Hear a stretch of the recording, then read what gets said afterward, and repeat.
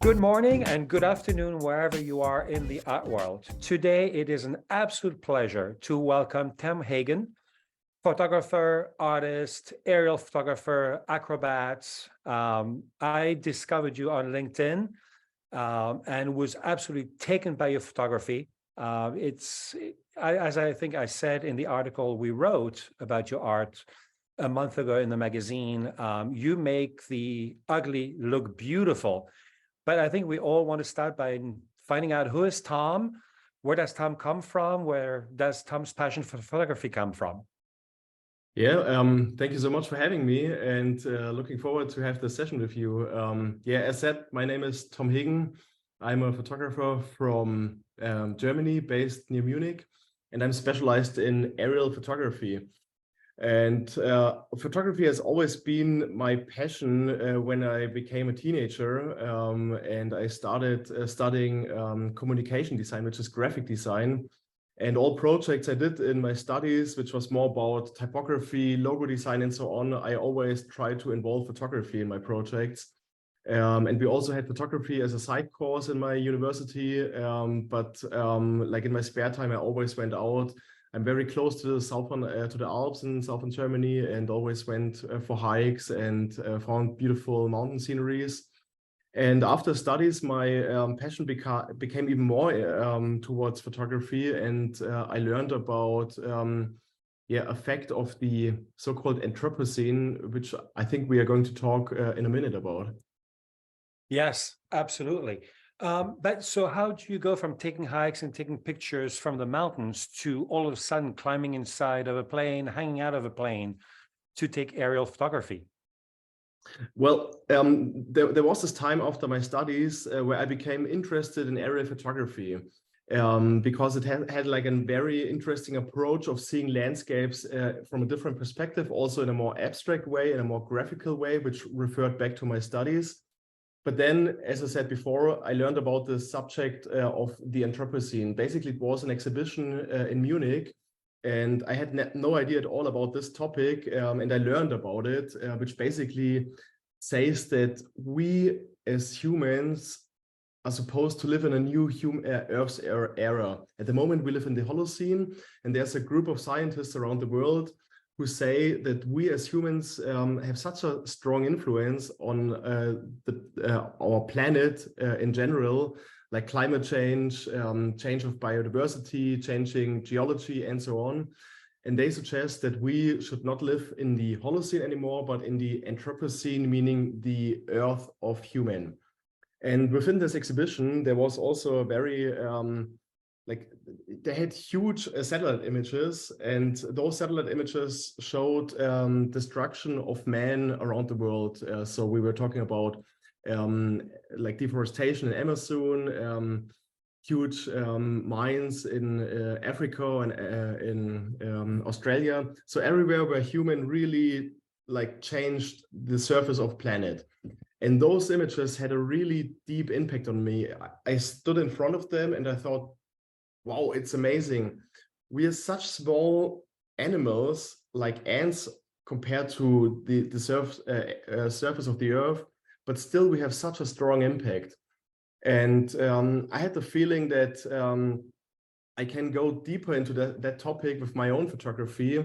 And what I do now is I'm kind of like, I'm a satellite, but I'm much closer to the surface. I'm not shooting like 10, 12 kilometers from altitude, but much closer to the ground. And I focus on specific stories, but again, on stories that show the connection between human and nature, and where we get resources, where we extract them, refine them, and bring them into our communities. That's basically what I'm focusing on since, almost 8 years now. And it's actually incredible. I mean, what is taken with the photography, you look at lithium lakes, you look at coal mining, you look at, salt mines, and you'd expect all of that to look really ugly. And yet those colors, the way everything is so perfectly designed, is incredible. And this is what struck me. I mean, when you fly over a landscape, it's funny how wherever you are in the world, most places, everything is into squares, ovals, rectangles, but it's actually very linear, except when you fly over mountains or water. But everything that's land is very linear.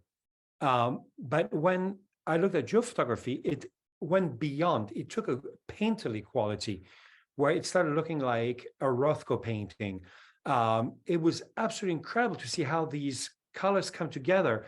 The Farmland series in Spain, for example, is striking that way.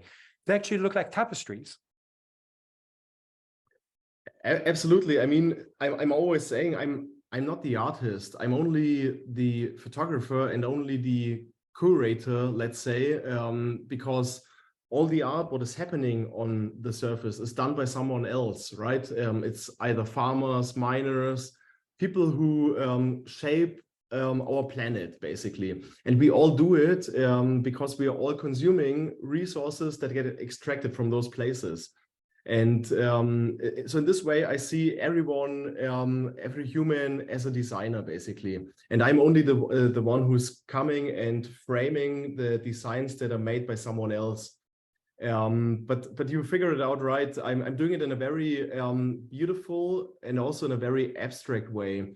And those are tools for me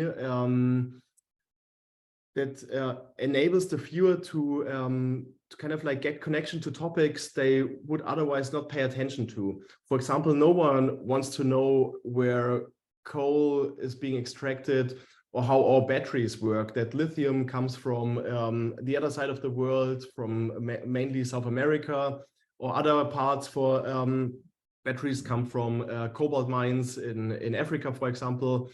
We sell all these products as the green revolution for electric vehicles, for example, Right. the change in mobility.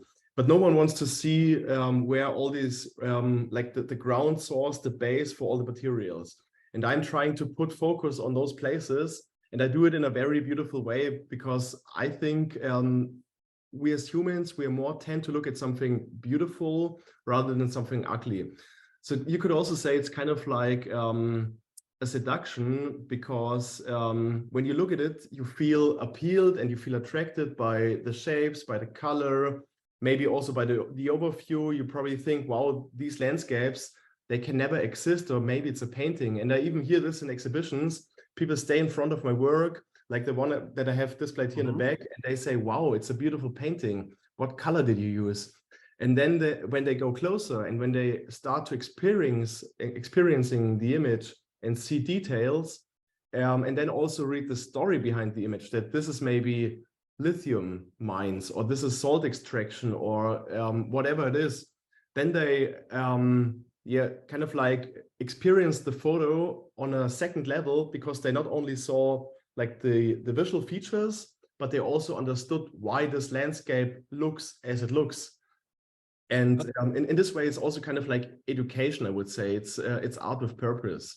I'm hoping that I do. No, absolutely. And I think this is how I described the photography and why it appealed to me. It was purposeful, right? But you're right. As humans, you think about coal mining, you think about the coal, you think everything is black, it's ugly. There's no way you can imagine that it actually looks the way it does. And so you're right, it makes it easy to close your eyes, right? So I think the expression you used last time was candy for the eye, poison for the environment. When you talked about, the beauty that you see from above. And so it leaves you kind of torn, because on the one hand, you're so incredibly attracted to the beauty, and yet at the same time, very, very contrarily, you're like, oh, but this is actually really bad. So why am I fascinated by something that's fundamentally bad, right? Yeah, I mean, yeah, this is exactly how I expressed it, or like how I said last time. It's beautiful for the eye, but actually you shouldn't find it beautiful at all, because everyone knows coal mines, deforestation is definitely not good for the planet. But still, when you look at it from different perspective, it has potential to also, even the most ugliest places in the world, have something have some aesthetics with them, and I try to reveal those aesthetics in my photography. And I think it's wonderful because at the end of the day, if we could then keep those photos as the image of the beauty, but then fix the problem, that beauty is eternal. And that's what I like about your photography, that that beauty is captured and is there. And so it doesn't have to be permanent. It has been captured, it's there. But let me ask you something else, because I believe one of your most recent projects was in Borneo, when you went to photograph gold mines, if I'm not mistaken. Absolutely, yeah. Still working on that project, but yeah, this was in February, March. And so now, when you're actually at that ground level, you also get to talk to the people, right? And the working conditions, etc. What is that like? Actually having to, now you have the ugliness of the ugliness of the actual happening to the earth, but you also have the consequences on the human beings who are actually doing the mining, right? How is that conversation? How does that feel? Well, I don't have it every time because at some places I also fly with small airplanes, so helicopters, and I fly from somewhere else where it's like the closest airport, the closest airstrip, and I only approach these areas by air, and I don't get to know people who are affected or working on the ground. But in this case, in Borneo, I was working with drones, and I was going into deep into the rainforest and also meeting those people. I mean, the thing is, I couldn't really talk to them because there was just language barrier. I don't speak any Indonesian, and they didn't speak English or German. But well, I got to meet those people, and there's also body language, and you see how they react on you. And interesting enough, because I didn't know how it will be when I started planning this project here from my studio in Germany, there was potential that it's also risky because it's all illegal process. And I was wondering if how they will react when they see like a European photographer who is going there documenting what they do. But yeah, interesting enough, they were not shy at all, and also not really restricted in any way. I think the problem with, or the issue with that is it's there are so many people doing it, and it's so deep in the rainforest that government just doesn't have any control with it. And also from my or from the Western world's perspective, we see it as a very bad thing because they destroy huge places of primary rainforest.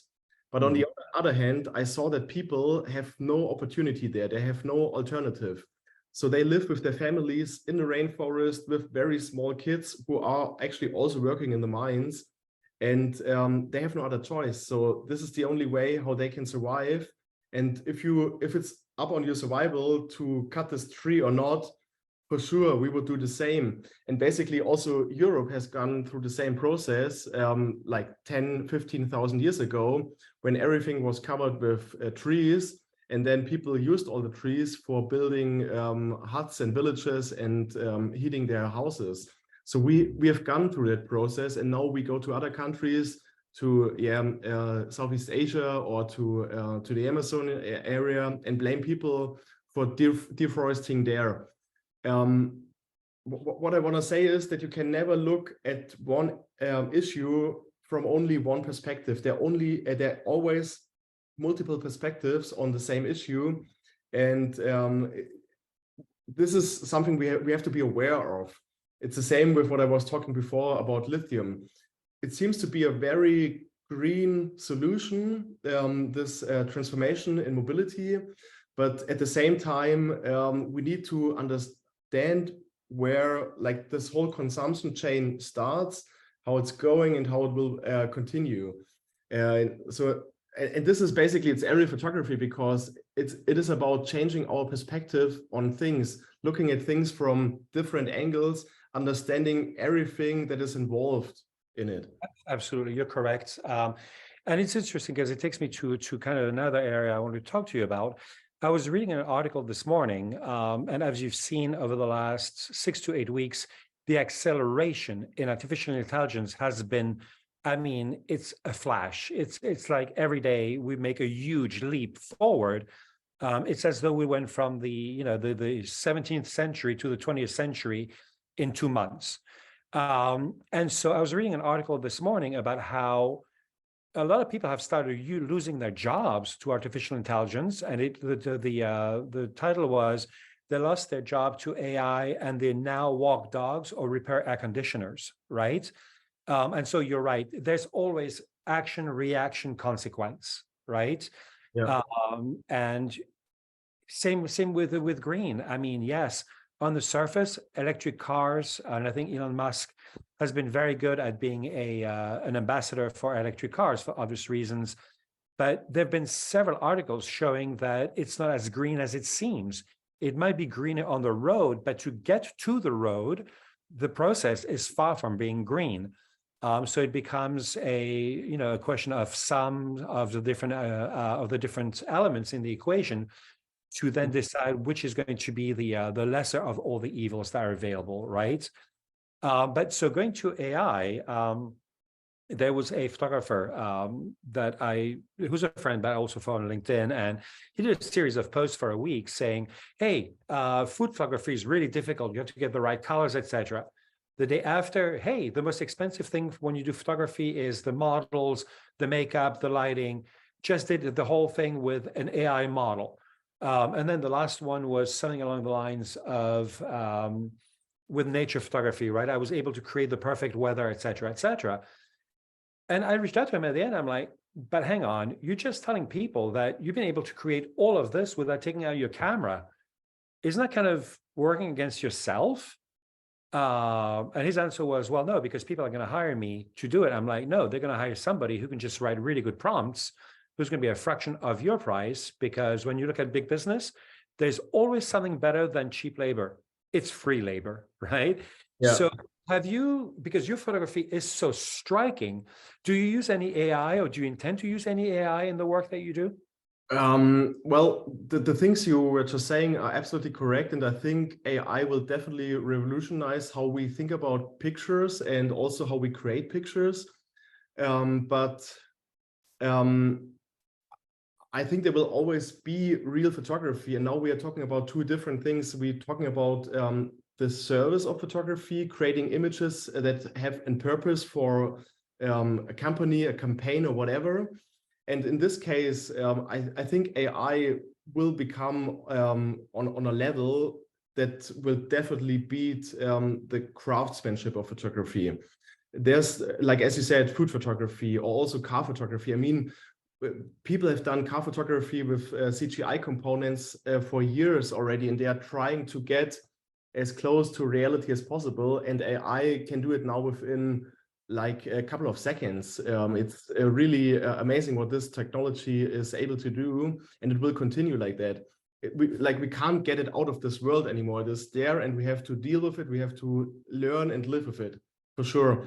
But then when I talk about my own art and my own photography, I never really thought about using AI, and I also I don't see point using AI in my work, because my work is about documenting real places, and I don't want to create places that are not there. You know, and this is what I would do with AI. I would say, okay, this is how it could look like, but I actually want to show how it is looking and not how a computer is imagining it to look. So I'm photographing real places, and I also see myself more as a documentary photographer, but with an approach of fine art photography. But this documentary part is really important for me. That's also why I don't do any retouching on my images. So all like colors that you see in the image, that they are also featured in a landscape. The only thing I do is I do color corrections. I need to work on contrasts, on saturation, and so on and so on. But I don't do compositing or like a lot of Photoshop work in my images. It's all there. So it's a real, you know, it's a real world that I'm documenting there. So AI doesn't really play a role in my work. Absolutely. And I think that's actually the perfect way to describe it. Your photography is definitely fine art. I mean, I look at it and it's something that I want to see hang on my walls, just because I can go from, as you said, looking at it like a painting or seeing it for what it is as a documentary, right? Um, so thank you for that. I mean, I know that AI is a an opportunity for many people from a profit maximization perspective, or the spectacular, right? There's two cases that were really interesting. The first one is one where one of the big NGOs, I think it might have been UNICEF, start creating fake photos to make a situation look worse in one of their ads. So again, for me, that's a big no-no. Now you're starting to manipulate the truth, right? Exactly. Yeah. And then there was a super interesting case this morning of a German photographer who wrote to one of those AI database companies to say, hey, you've been using my photos without my authorization to populate your database. Do you know what he received as an answer? An invoice for $979 because he had wasted their time because there was no copyright. And so they could do whatever they wanted. It was incredible. And this happened this morning. I'll forward you the article because it was flabbergasting. You add to that, there's another woman who used to work for Google. She was one of the top AI people. So she left, and there's a lot of controversy around everything that she wrote. She said, you have to understand that all these programs, especially the ones that do art, right? Where you can say, hey, draw me people by a pool in the style of Monet. That's fine. Monet is in the public domain. You can do it with David Hockney. You can do it with Andy Warhol, right? Those images have to have come from somewhere to be able to populate the databases to create the images. No one has received a single penny in copyrights. And I have a feeling that this might actually be the what's going to take down AI on the top level, is when those lawsuits are going to start piling up for millions of dollars. And every single artist foundation is going to say, hey, hang on, you know, whether it's Basquiat, Warhol, etc., they're all going to be like, hang on, we want our share of the money. You've used the images, right? So I think that could be one of the first roadblocks in that road, is the gathering of the data. And so, you know, but again, it's a lot of things. So this is a very thin line, and it still has to be explored, and to see how we can put rules on that base. And I mean, there's copyright, and there's also ways to create or recreate art, and that it becomes something like that is a new art, and you can be inspired by some work for sure.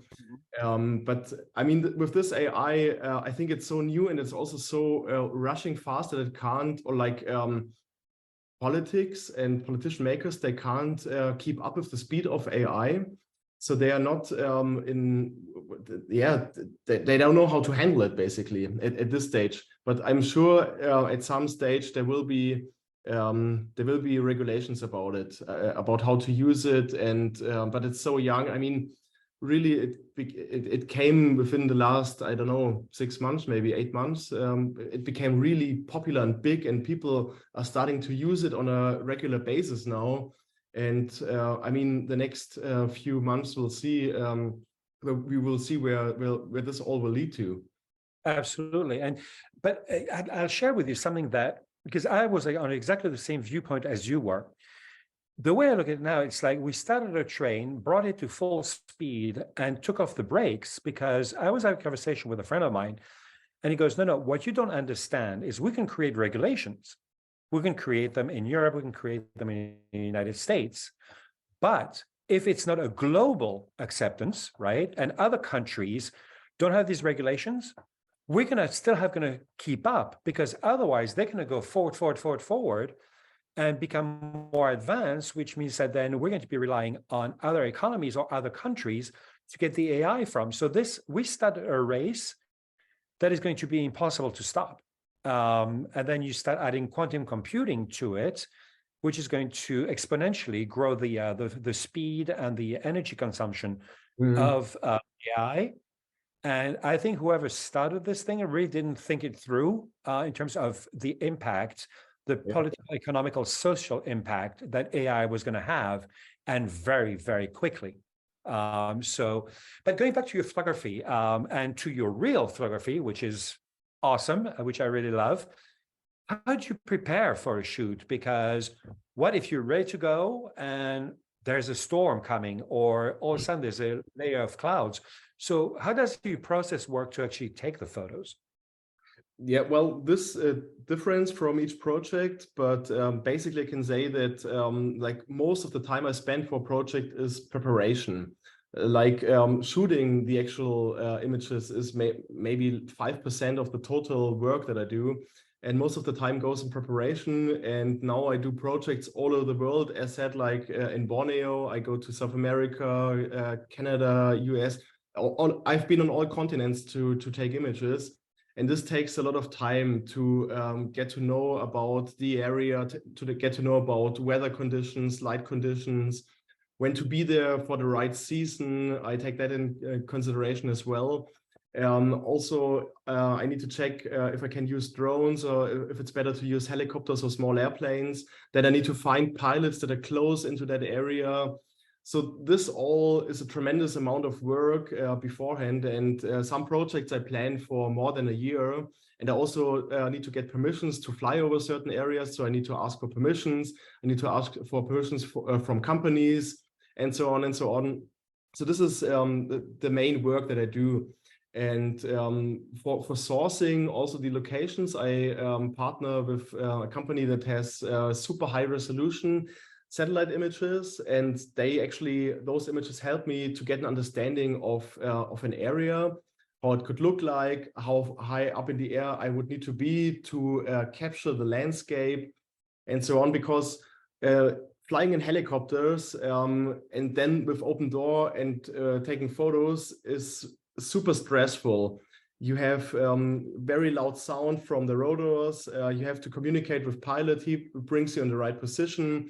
You have wind coming against you. It's super cold up there. So it's really a harsh environment, and an environment you usually don't want to take photos. Usually landscape photographers, they take their time, they set up their tripod, they wait for a couple of hours for the perfect light conditions. But in a helicopter, it's super hectic and therefore very stressful. So I try to like minimize moments where I don't have control over. So that's why I try to do as much research as possible of each location, that I already know when I'm up in the air what encounters me and what I will visit there and what I probably will get. And then when I'm at the shoot myself, usually when I fly, it's for like 1 or 2 hours, and I'm kind of like in a tunnel, you know. I only care about the composition of the image, finding guiding lines, finding patterns, shapes, and so on, looking for horizon and all these details and elements. So that's the moment where I compose the image. But funnily enough, I don't really recognize what's happening on the ground, because I'm so focused with my image. And only when I get back to the studio and download all the images onto my big screen, and then I start zooming in and seeing all the details, that's where I explore the landscape, and that's where I start seeing small details like trucks, cars, people, houses, and so on. So also for me, I experience my own photos on like 2 different levels. Because as said, up in the air, I just don't have enough time to let's say enjoy it or to comprehend what I'm actually seeing. Oh, that's incredible. Do you also shoot video at the same time to kind of be able to capture more of what you're missing when you're photographing? No. Well, I do also video projects, but like this is always separate from my photography. So what I do with photography is I shoot at high frame rates, and I take lots of images just to make sure that they are technical correct. So there's no like blurriness or shaking in the image. And I also want to make sure that I have the right composition. So when you have like a subject and I'm flying around that subject, I shoot it from many different angles. And in most cases, there's only one angle where everything comes in line and where everything kind of like makes sense for the image, if you know what I mean. You know, those landscapes have never been created to portray them or to frame them in a photograph. But I try to how to say, like to make it clear, to make this the only way possible how you could take a photo of this landscape. It's absolutely incredible. So the stress part, I can only imagine. I mean, we have one of the videos in the environment that shows you literally practically hanging out of a plane to take a photo, and you can actually see the stress of the moment on your face as you're taking the photo, but you also see this focus that you just described, where it's you and nature, and that's it, and there's nothing that gets in the way. Are there any projects that you've been trying to do that you haven't been able to? Yeah, I mean, well, I'm constantly looking for new projects and doing research about topics. And sometimes I also, I mean, there are opportunities that are, for example, last year in Germany, we had super bad floodings in one part of Germany. It also went around the world. And those floods are kind of also consequences of our changing climate conditions. So I wanted to photograph that, for example, but I just missed that situation because I was somewhere else. So there are always things going on. You can't be everywhere, right? And Right. also, I mean, I also would like to go to China, for example, or to Russia for some projects. But yeah, I mean, we all know what's going on with Russia at the moment. So those are countries that are super restricted and hard to get in. And yeah, I mean, it's on my list, but yeah, I don't know when I can finish them. And other projects, I mean, for some projects I have in mind for since a couple of years already, and I'm just waiting for the right conditions. And I am patiently waiting for, yeah, until everything is perfect. And then I will go there and document those places. That's great. So how much time do you actually spend traveling throughout the year versus being at home or in your studio? Yeah, well, I think for people, it seems like that I'm traveling all the time, but that's actually not the case. Most of the time I'm spending in my studio, and I'm only, like when I go on projects, for example, this project in Borneo, I was only there for 3 weeks. So I'm planning, and then I go there for a very short time, or like long enough that I make sure that I get all the images that I want, and then I return. So overall, I would say maybe I travel 2 or 3 months in total over an entire year. That's pretty cool, actually. So what happened during the lockdowns? Because there was no travel. So what did you take photographs of? Yeah, I mean, lockdown was a weird situation for everyone for sure, but also for me because I already had projects planned. I also had flights planned and already booked, and everything was organized. And then out of a sudden, nothing was possible. But well, luckily or funnily enough, I did my second book projects about lockdown, because I saw on the news, German television, an article about grounded airplanes and like the effects it had on the transportation economy, Lufthansa, and so on. And at Frankfurt Airport, they used their starting and landing strips to park grounded airplanes. And I already had in mind, okay, this situation about Corona is very specific and also historic in a way. We never everyone experienced it before. And it also is kind of like, it's like I started thinking about it, and I learned that we only like were able to get Corona because of globalization, right? Without globalization, right, this virus would be still stuck in Wuhan, and maybe it would take years to travel to Europe, to America. It would never arrive. We don't know. But with globalization, it was like this virus spread around the world within weeks. And and the main motor for globalization is also aviation industry. Right. Because without aviation, we were not able to fly to New York within 8 hours, or to China, or so And at the same time, aviation industry was also the biggest loser in terms of wealth and economy within the Corona crisis. And so what I did, I photographed the biggest airports in Germany, 6 biggest airports during lockdown, and portrayed all these grounded airplanes on Berlin Airport, Hamburg, Frankfurt, which were kind of like very symbolic for the crisis, but also symbolic for this industry and how they are affected by Corona. No, it's incredible. I saw the pictures.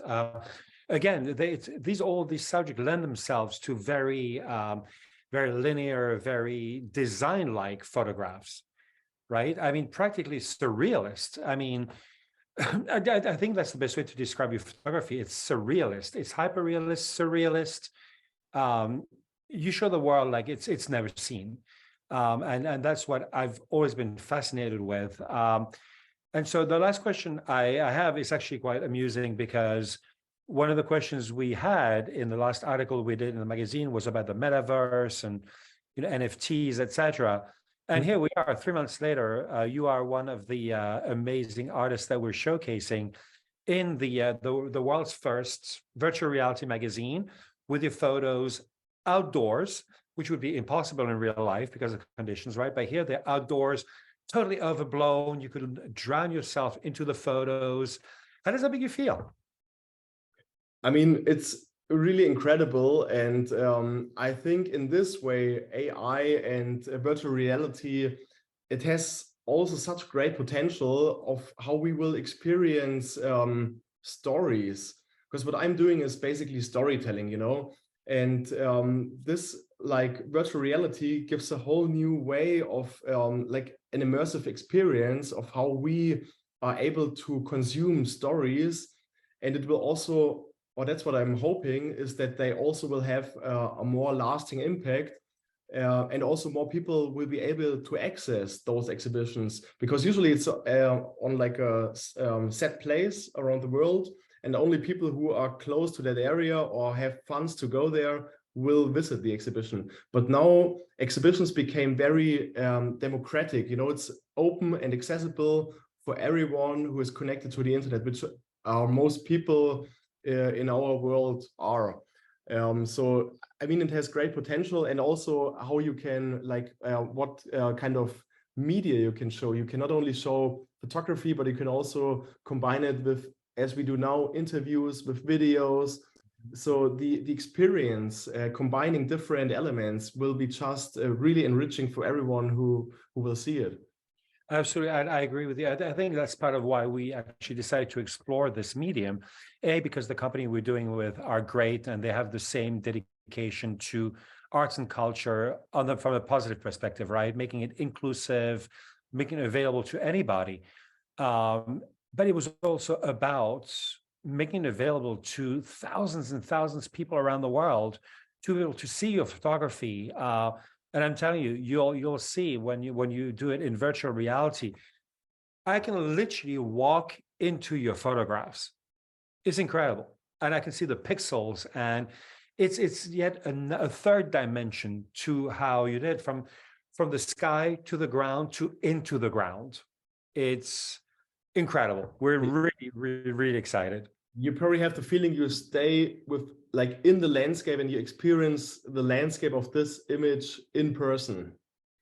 Absolutely. And I think so. One project that could be really cool, for example, is actually for you to capture on the ground imagery and on the air imagery, and where you can literally like feel like you're being transported from the sky going down. And then, for example, you take the Farmland series, right?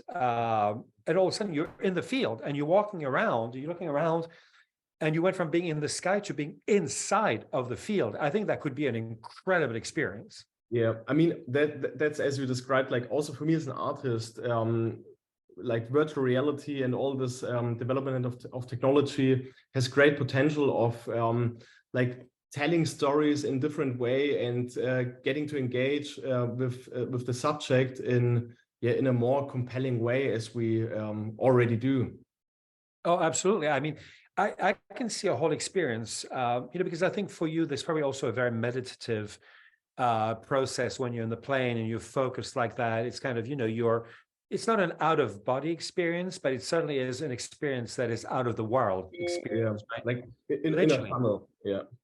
Exactly. And so I would actually love, I didn't experience, there's a chair called the Positron chair. And it's one of those egg chair from the 70s. You sit in it. It's built on a very gentle pneumatic base. So when you're doing VR, you're moving with the experience, but very softly. It's not like Harry Potter at Universal. It's really, really very gentle. And there was one experience where you're in the back of a taxi in New York, and all of a sudden you're propulsed into the sky, and you're floating with Benicio del Toro and Charlize Theron. And, for people who know me, they will tell you I'm a Chihuahua on steroids. I'm always like this, high energy. It was 3 minutes long. I came out and it was like, I was so quiet because I was floating in air. And so I can imagine how going from an aerial photography of a tapestry-like feel to going down to walking through these colors, then add a sense of scent, which people are working on right now, right? Yeah. And now you're walking through this like lavender and you're smelling it. I can only imagine that this is actually, as you said, the positive side of technology. All of a sudden you can use it to calm down, to create peace. And that to me is really, really exciting. Yeah, no, it definitely is a very powerful tool we have there, and it only gets better and better. So I'm saying it right now in this interview. I would love to do this project with you, where we go from a photography and then get propulsed into the ground and walking in the actual environment that you're taking pictures of. I think that would be incredible. It's a fantastic idea, and I think we should let's get a head around it and think about a story we can feature in that way. Absolutely, I think it'd be great. And now we're in June. What does the rest of the year look like for Tom? Well, I have a few projects planned. I'm probably going to next week I'm going to Spain again for a project, and then hopefully I will go to Brazil in July, August for another project. And then other things are planned, but nothing certain yet. I'm still doing a lot of post-production work from trips I've been doing 2 years ago already.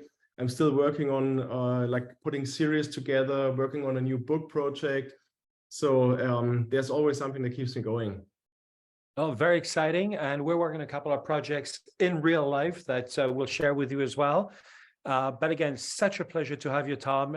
Loved interviewing you for the magazine in written form. This is awesome. I'm so glad our readers or viewers now will be able to actually see you and hear you, and so excited. Thank you so much for your time. This was great. Thank you so much, Tom. Thank you for having me. Happy to be part of the project and of this amazing experience.